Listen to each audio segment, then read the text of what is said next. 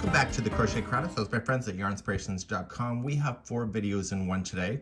There are 4 videos that are exactly this video, and it is either the granite stitch, the moss stitch, the linen stitch, or the woven stitch. This is done as an even count chain, so it's a completely multiple of 2. If you decide to do a multiple of 2, then what happens is that there's 2 rows that are part of the repeating pattern. The other video that we have is the same stitch, but in multiples of 2 plus 1, and that one is technically easier. The difference between this one and the other one, though, is that this one will have an even side edge of everything being matched on the side, where the other one does not, and it depends on your application. So for clothing, you may prefer this stitch over the other one. So let's begin and start to show you how.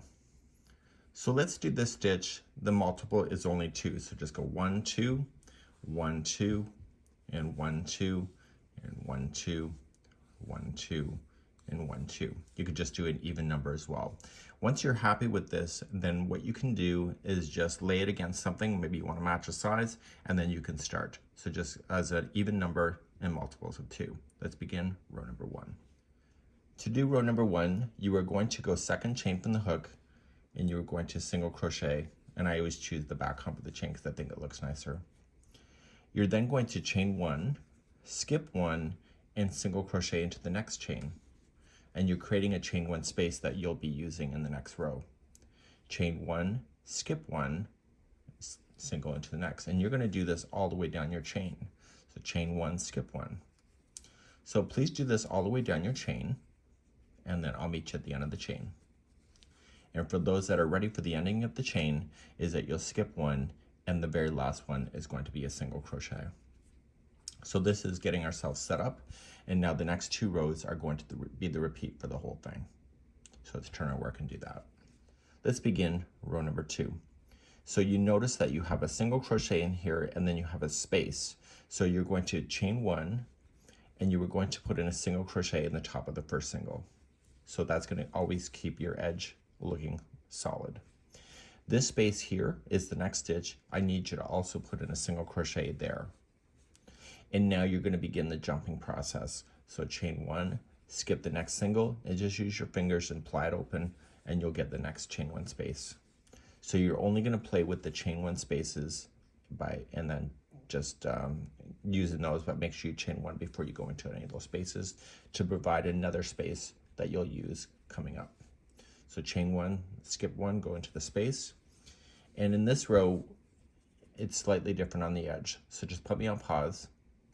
And then for those that are continually ready, then once you have this one, chain 1, you're going to go into the space before the last one, single crochet, and then single crochet right directly into the next one.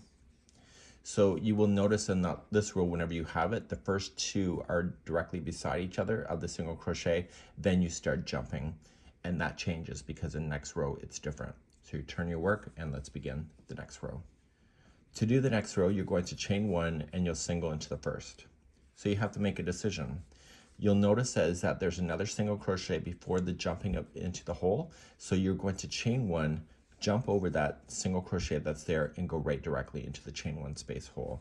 And then this is when you start jumping again. So chain 1 and go into your next space and do that all the way across. So on this row, we're pretty much jumping all the way right from the beginning, where the other row we always have a stagger.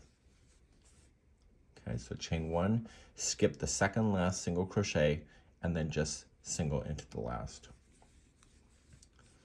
And so this is a 2-row repeat.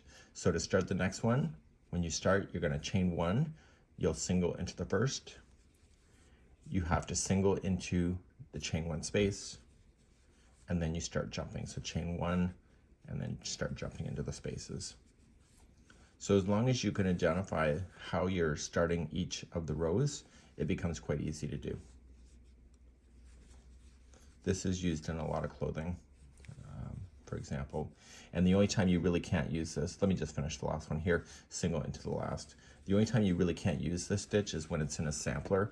This stitch tends to have a different compression, and so therefore, even though it looks like it's evenly spaced, another stitch may not be as equally spaced as that, and I always find when I use this in a stitch sampler, it always causes the sampler to buckle. So that's just something that you have to consider. So you just keep doing this 2-row repeat until the cows come home. Hopefully you enjoy, and I'll see you soon.